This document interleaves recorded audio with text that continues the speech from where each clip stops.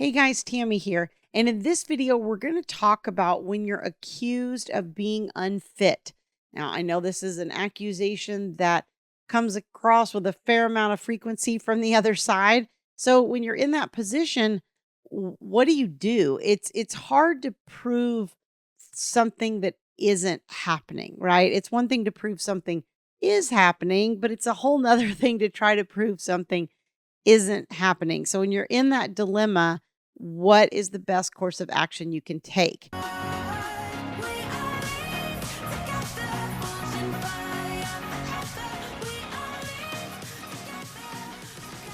Before we talk about that, let me just remind you, if you like this content, don't forget to hit like on the video. And also, if you haven't yet subscribed, please subscribe to the channel so that you get notified as new videos are released. And as always, please feel free to share this on social media. Now, I would say that, one of the things about the unfitness argument is that it's a very low bar what really makes somebody unfit, sadly enough. And we have to think of this in terms of like child welfare level stuff, right? Child welfare sees all kinds of different things, all kinds of horrendous things that we probably can't even imagine. And so when we're talking about a level of unfit that would warrant a change in the custody, we're talking about something that like puts the child in danger, physically in danger or at risk in some way most of the time. Not that unfitness can't be kind of mental and emotional things. They can. That's just a little bit more challenging to prove in the court most of the time. But if you're the person that's being accused of being unfit, like let's say that you're being accused of being mentally unstable, that type of thing, or maybe they're saying you're alcoholic and you're actually not, those types of things. What I find happens a lot of times is that people get really reactive. They get really emotional and they get really defensive. And the odd thing about doing that, especially if you are being accused of something like emotional abuse or being, hysterical and all these kinds of things, that can actually play into that narrative. So we have to be really careful about our own reactions in the first instance. And I think this is hard because a lot of times in the very beginning, the court will kind of take every precaution, so to speak. They'll be like, well, we don't really know what's going on yet, so we're going to restrict visitation with one of the parents. We're going to do all these things to make sure the kid's safe in light of all these different accusations. And a lot of times that actually makes things worse emotionally, right? And then we get reactive. And I've had several situations where parents kind of sunk their own ship just from their reaction to the other parent's accusations. I've had clients in the past where they end up on, 5150 holds. If you don't know what that is, that's like where you go in and they decide you're a harm to yourself and others and they hold you for 72 hours. That's called a 5150. So there's all kinds of things like that people go through in kind of the more extreme versions of these types of circumstances. And it can be really crazy making because most of the time when you have that kind of thing and you're not unfit, it's the fact that the other person is accusing you and then you can't do anything to prove something's not happening. And then you get really reactive and emotional. And then again, you're kind of feeding into that narrative. So the very first thing that you need to do is stay calm. And I think that's one of the most challenging things in the entire custody process is to try to stay calm and have patience. It's so hard because these are our kids, right? This is our family. This is like everything we care about. I think as a mom and a dad, most people, there's not much more important than your kid usually. So it can be really challenging to try to stay calm and patient and have some trust in the system that it will eventually figure out what's going on. But when we're reactive and we're emotional, we're actually making it worse and making it less and less likely that the court will actually get to the bottom of what's going on. So task number one, first and foremost, is stay calm. Obviously, therapy is always helpful in these kinds of situations. I think the coaching can be helpful to give you that person that can give you that reality check and say, look, this is scary. This is happening.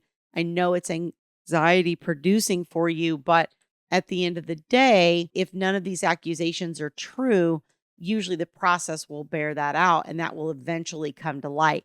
It just takes time. And us having the patience in the meantime is very, very difficult. It's kind of interesting because I think in the last about 2 weeks here, I have had, I think, 3 different clients who are kind of long-term clients of mine. I would say they're people that have been with me anywhere from 1 to 2 years. These 3 people, they've all come back to me in the last few weeks and said, that thing that you told me that you said eventually this is going to happen if you can just step back. Yeah, that's actually happening. Here's what's going on. Or you told me to pull back and just wait. And now it's actually coming to fruition. Having that patience and that calm and that ability to just step back and kind of let things unfold. I use that phrase a lot. Let things unfold. Because if the other person really is that vindictive and it's not about the kids for them and it's about you and trying to make you miserable and make you suffer, that will eventually come to light in my experience. It takes some time sometimes for the court to figure that out and figure out what's going on, but it usually will come to light. So the other thing that I tell people is like, if you're being accused of being unfit because let's say they're accusing you of using drugs and you're not a drug user, you say, I'm going to go get a drug test. I've had clients that have gone and proactively gotten a drug test without the court even ordering them to, because they're like, they're accusing me of doing drugs. I went like right now and went and got the drug test to prove that I'm clean at this very moment that this accusation came out, not 2 months from now, not, whenever the court gets around to making the order, but I went right now and got that drug test. Same thing with alcohol testing. You can get that right away. If they think that there's some sort of psychological or emotional mental illness type thing going on, well, guess what? You can go get an assessment for that too. Courts order psych evals sometimes of the parties or whatever. And I think sometimes people get defensive around this and they go, well, there's nothing wrong with me. I shouldn't have to go through this.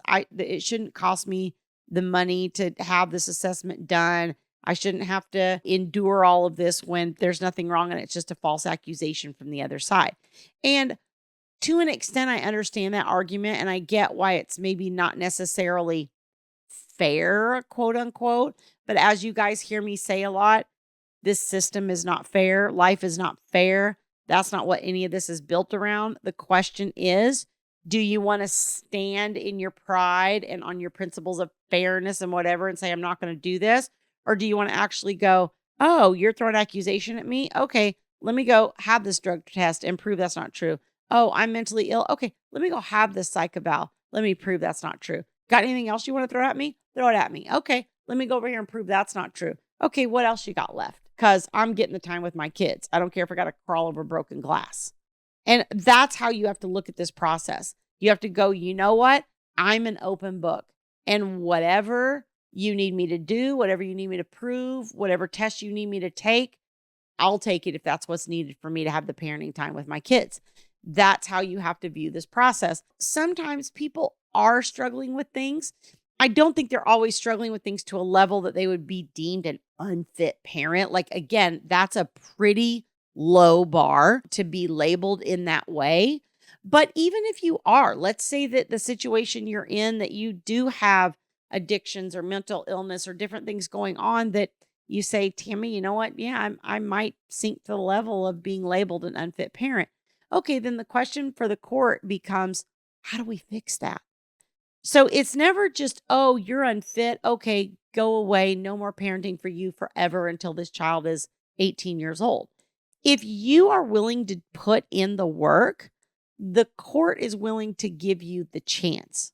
Okay, so I tell people like, okay, you got a drinking problem or the court thinks you do. All right, you get an AA, you get sponsors, you go to meetings, you do all the things. You find a therapist. You find a therapist that specializes in alcohol and addictions and whatever, and you go to therapy every week. Whatever it is that is the issue, the court doesn't expect us to be perfect. We're not perfect. We're human beings. None of us is perfect. We're not going to be perfect. Okay, I'm not, you're not, nobody around us is. And that includes the judge. That includes the judge that's sitting on the bench judging your case. Guess what? They're not perfect either. They yell at their kids. They have conflict with their spouse. They do all those things. But what they do expect is that you take responsibility for that. And you say, you know what? I have this issue. So here's what I'm doing to get help. Here's what I'm doing to fix it.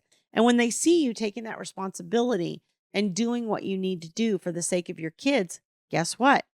They will honor that, and they will give you the opportunity to have that parenting time with your kids and be able to build that relationship as long as you're taking responsibility and doing your part in it. If you'd like help on this issue, if you're facing accusations of being unfit, or if you feel like maybe the other parent's unfit, but you're not really sure if it meets that criteria, whatever you're trying to sort through, if you'd like help with it, you can go to divorceuniversityonline.com/VIP-coaching. There's information on that page about my group coaching programs for dads and for moms.